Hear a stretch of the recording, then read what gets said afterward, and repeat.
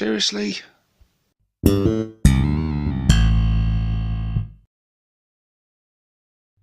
Hey guys, and welcome to another Ork Tactics video with myself, 6+ Stevo. Boy, have I been looking forward to this one, because it is time for the Deff Dread. Yes, a unit very, very, very close to my heart. Deff Dreads absolutely rock. You don't see many Ork armies on the table not sporting at least one Deff Dread, and the reason for that is because they're awesome. Big, stompy robots clanking into the battlefield, ripping the foe limb from limb, spraying with Dakar. There's not much more Orky than that. Deff Dreads are absolutely amazing, and I love them. Let's take a look at what they've done with Deff Dreads in 10th edition. So the Deff Dread comes in at a whopping 150 points.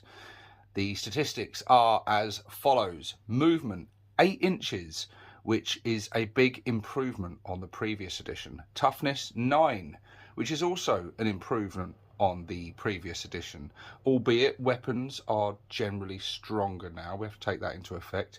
The save is 2+, again an improvement on previous edition.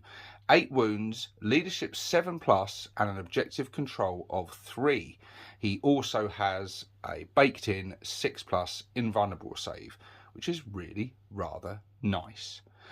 So yes, the big talk about Deff Dreads at the moment is that they are ridiculously overcosted and they're terrible, and you should not put them in your army because they're just way overcosted and they're useless, and you could spend those points far better elsewhere, and they're just not meta, they're not going to see any tournament play, yada yada yada.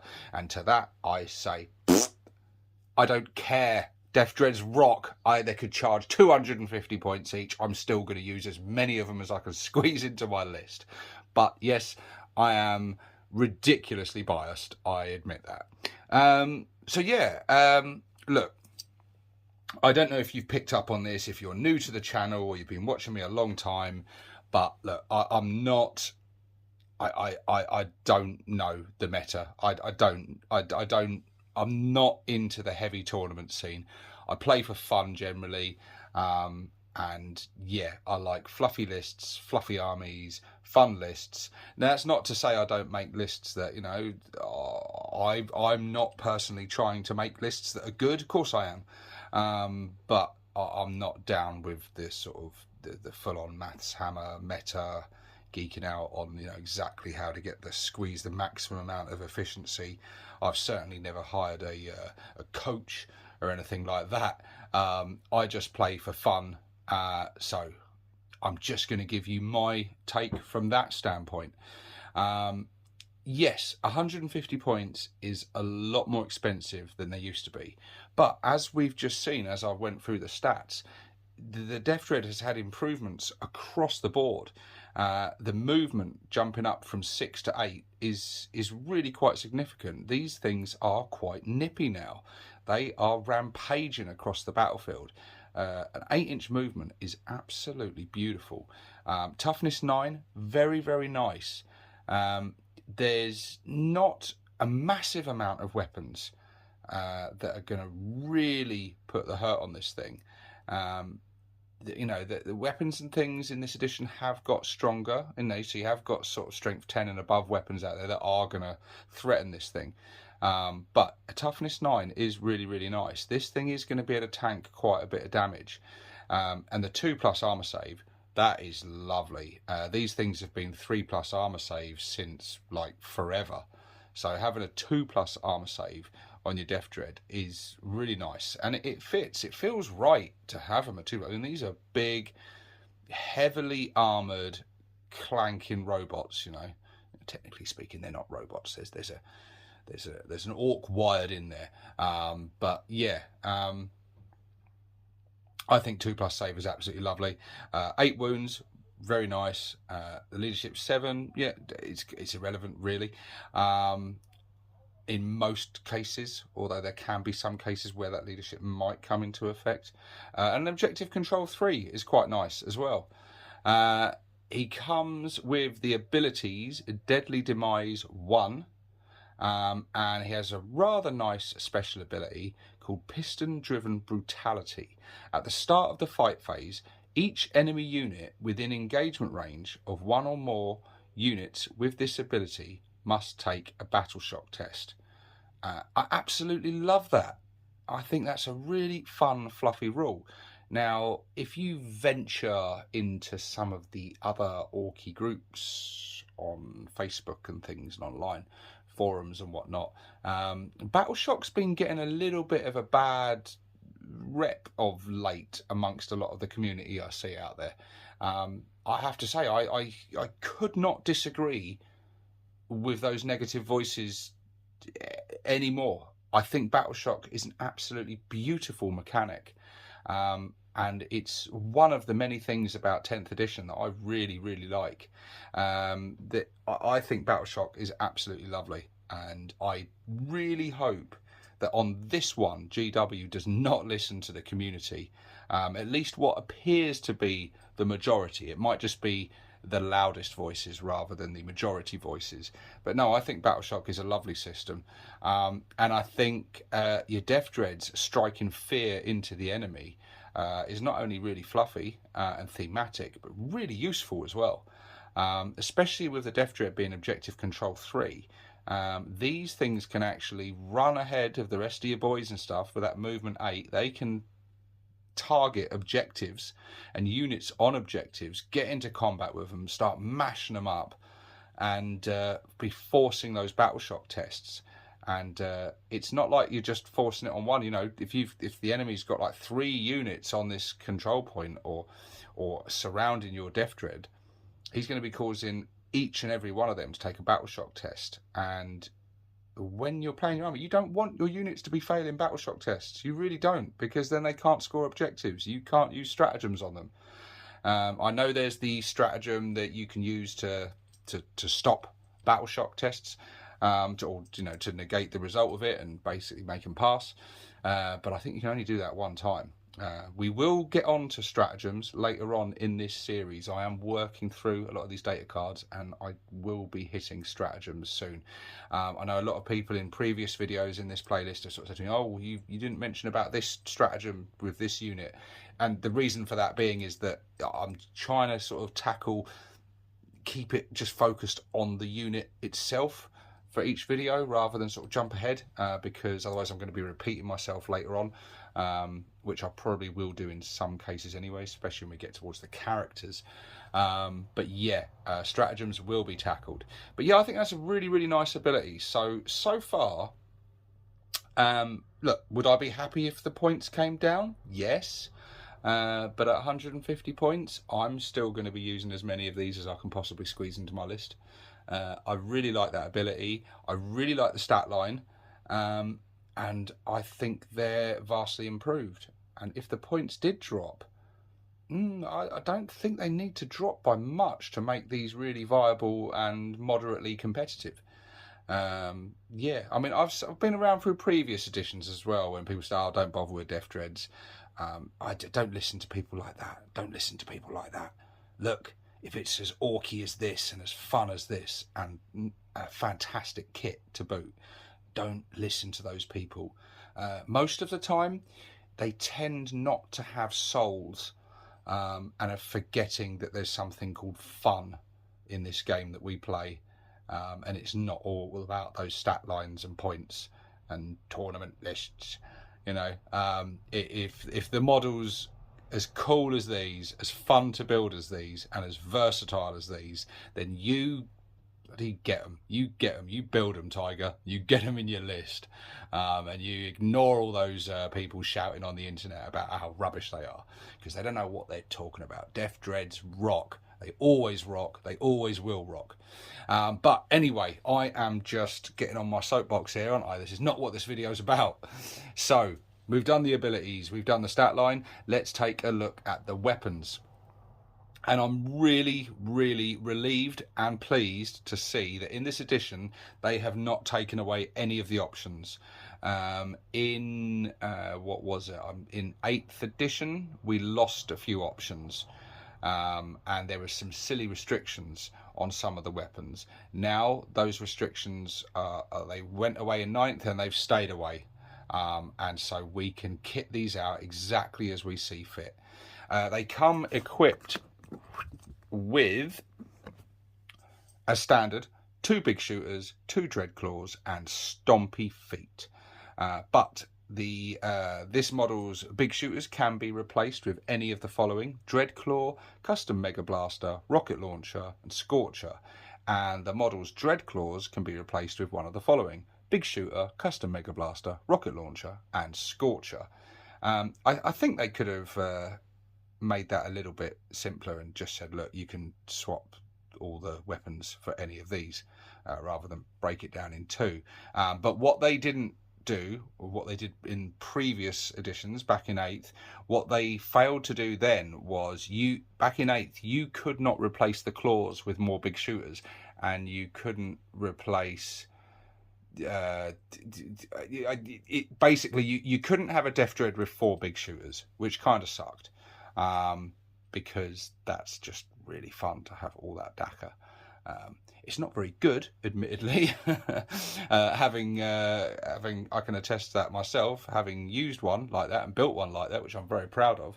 A link up in the corner if you want to check him out, my DACA Dread. I love him to bits. Yeah, it's not a really the viable option, a really decent option, but it's just fun and cool. But yeah, so basically the Deff Dread can have any combination of any of the weapons. You can have all the same, a mixture of anything, whatever. And there's not a huge amount of units at the moment that you can do that with, really. There's a lot of like restrictions, and we've had a lot of options taken away. But this is one unit that's kept them, and it's one of the most versatile units in the index currently. So let's take a look at the stat lines of these weapons. So, ranged weapons first. The big shooter. We know the big shooter is exactly the same on the Deff Dread as it is on everything else. We've got the custom mega blaster, which is a hazardous weapon. So after you shoot with this thing, you have to roll a dice for each one of these guns you've got. If you roll a 1, he suffers a load of mortal wounds, and that's not good. But the stat line of the custom mega blaster is good. It's a range 24 inches. It gets 3 shots, ballistic skill 5+, strength 9. AP -2 with a D6 damage. So yeah, a Deff Dread armed with a few of these custom mega blasters is a serious threat to just about everything. It has the potential to spit out a seriously nasty amount of damage, really high strength, lovely AP. Yes, it comes with some risks, but I think throwing out that sort of firepower is worth the risk. The rocket launcher, a solid favourite. It's a blast weapon, range 24, D3 shots, strength 9, AP -2, and a flat 3 damage. So a lot more reliable than the custom mega blaster. No threat to yourself, no risk, and a flat 3 damage. So I think a lot of people will prefer the rocket launcher over the custom mega blaster. However, the rocket launcher is getting D3 shots as opposed to a flat 3. So both very, very viable vehicle killing weapons. The rocket launcher having blast is really nice when you're shooting into large mobs. Look, both options are really, really nice. I love custom mega blasters and I love rocket launchers. Then if you want to you don't want to be worrying about all that shooting, you just want to get stuck in, you've got the Scorcher, which ignores cover and is a torrent weapon, so automatically hits. Always beautiful for Orks. Any weapon that automatically hits is lovely because it negates our really low ballistic skill. Only a 12-inch range, which ain't bad actually. Do you remember when Scorchers and things were always 9-inch range? So 12-inch range is actually really tasty. D6 attacks, so you're getting D6 auto hits, strength 5, -1 AP and 1 damage. So Scorchers are nice. Scorchers are very nice, especially if you're just wanting to wade these fellas in and get in close. And again, with that movement 8, that's easier than ever to do. Then we're on to the melee weapons. We got the Stompy Feet that the Deff Dread is equipped with as standard, and this is what you'll be using if you don't equip your Deff Dread with any Dread Claws. The Stompy Feet gets 4 attacks, hitting on 3+, strength 5, no AP, and 1 damage. So not bad. Even if the Deff Dread has no claws, he can still hold his own and put up some moderate, low to moderate fighting power. Strength 5 ain't too shabby. Hitting on 3s, 4 attacks. It's not too bad.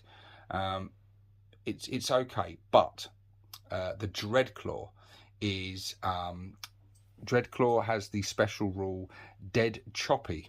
So the attack's characteristic of this weapon is increased by 1 for each additional Dreadclaw this model is equipped with. So it has 4 attacks as standard. So even if you've just got the 1 claw, this guy's getting 4 attacks, which ain't too bad. But for every other Dreadclaw you attach, he gains an extra attack. So if you have a Deff Dread with 4 claws, you're going to be getting 7 attacks out of this guy. That's lovely, and it's a popular choice, and a lot of people just go, they just don't worry about the Daka, and they just give 4 claws and just go in with the maximum amount of attacks. And for good reason, because he's hitting on 3s at strength 10, AP -2 with a flat 3 damage. Deff Dreads tear up pretty much anything they get into combat with. So yeah, there's loads of options here. Dreads can be equipped for all different kinds of roles. You can tailor them with just claws to go in for that full-on melee, or you can equip them with 4 of any guns you like. 4 custom Mega Blasters for a particularly hazardous Deff Dread that will likely kill itself, but will also likely kill a lot of the enemy with it. Rocket launchers are a solid anti-tank weapon, and also good crowd control, shooting into those large mobs with that blast special rule. Scorchers are lovely, so if you want to go close combat but you don't want to go all claws, you could have like 2 claws, 2 scorchers, or 3 claws, 1 scorcher. Get in, burn them up a bit, and then charge in with the claws. A really fun option. Big shooters are the best in terms of range and the amount of shots you get, but there's no AP. They're just strength 5, 1 damage. They're not the best, but if you've got a lot of shots spitting out, at lighter targets, low armored targets, they're going to hurt things. It's nice to have a weapon with that range. Look, I really like big shooters, so I do have that Deff Dread, my Daka Dread, with 4 big shooters. I love using him because he's fun, but I can't tell you they're good. The other guns and the claws are probably a far better option, unless you really, really do want that range of the big shooter. There's not really a good sort of competitive reason to take them, unless when we get the codex in the future that we have detachments that give some kind of shooting buffs to these weapons, like we used to get with like the Bad Moon detachment, where you got like exploding 6s, giving you extra pips of AP and whatnot. If we get something like that, and then big shooters could become really, really nice again. But yeah, there you go. That's the Deff Dread. It's a big thumbs up from me. It's a double thumbs up from me because it's a Deff Dread. They're absolutely awesome. But there is one major, major downside to Deff Dreads in this edition, more than the points. The big downside is that we can only take 3 of them. We are limited to 3 now. Now that really does suck. That's really upsetting, because yes, the unit composition is just 1 Deff Dread. And as some of you may know, in the previous edition, we could have in a unit 1 to 3 Deff Dreads. And then being able to have 3 units, that meant we could have potentially up to 9 Deff Dreads. So this hurts Dread Mob armies now, because yeah, you can only have 3. 3's nice, but more is better. And look, Deff Dreads are just so cool. I would just have as many as I could get in. I want loads of Deff Dreads. Deff Dreads rock. And I think a lot of people out there have probably built Dread Mob lists with quite a lot of Deff Dreads, maybe the maximum 9 that they could have before, and now they're going to have 6 Deff Dreads sitting on the shelf every battle. That's really disappointing. So yeah, they've buffed the Deff Dread. He's a lot stronger and a lot tougher than he was before. Also a lot more expensive. But yeah, it is sad times that we can't have 9 of them now. We are just limited to 3. So that is a real shame.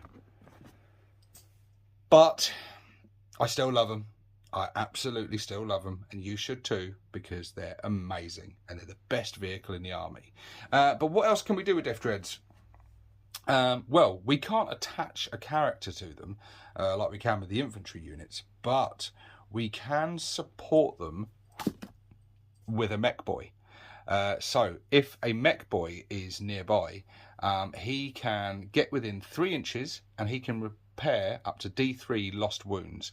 So he can follow your Deff Dreads round, and he can help that survivability quite nicely by repairing them each turn. But also, not only does he do that, when he does this to a vehicle, he adds 1 to the hit roll, which is really nice. And that's not just for shooting either, that is for melee as well. So basically, if you've got your mech boy following him around, he is going to be shooting on 4+ and hitting on 2+. So that is really nice. So if you've got a Deff Dread sort of sitting at the back, loaded up with like 4 rocket launchers, 4 custom mega blasters, you got a mech boy sitting behind him that he's going to be shooting out, hitting on 4s. So you now got like that grot ballistic skill. It's going to make it a lot more effective at shooting. And if he's running up behind him while this Deff Dread's charging into combat, now the mech boy's going to have a hard time keeping up because he's only got the 6-inch movement. So he's probably going to have to be advancing stuff to keep pace with this nippy, new improved Deff Dread. But yeah, that working in melee as well is absolutely lovely. That the fact that the Deff Dread could be charging in and hitting on 2s. Hell yeah. So yeah, listen, I know there's been a lot of talk about the points on Deff Dreads. I know there has, and we banged on about it at the beginning, and everyone's saying everything. But look, you've really got to look at what the Deff Dread has gained. 6+ invuln save, 2+ save, toughness 9, movement 8. I don't think they're as bad as everyone's making out. I really don't. And again, I know I'm incredibly biased, but look, I just think they're worth consideration. So anyway, guys, let me know in the comment section below. I've ranted quite a lot in this video. Let me know what you think. Do you think I'm talking out of my arsehole? And I don't know what I'm talking about. I'm just a Deff Dread fanboy, and I'm just going to say they're awesome no matter what GW do to them. Or do you think I make some valid points here? Because yeah, I'd love to hear your thoughts on it. Let me know in the comment section below. On the next video, since we've done Deff Dreads, it only makes sense that we go for their little brothers, the Killer Cans, another unit I absolutely adore. So that should be another good one, guys. Join me on that one. That'll be coming very soon. But for now, this is 6+ Stevo, signing out.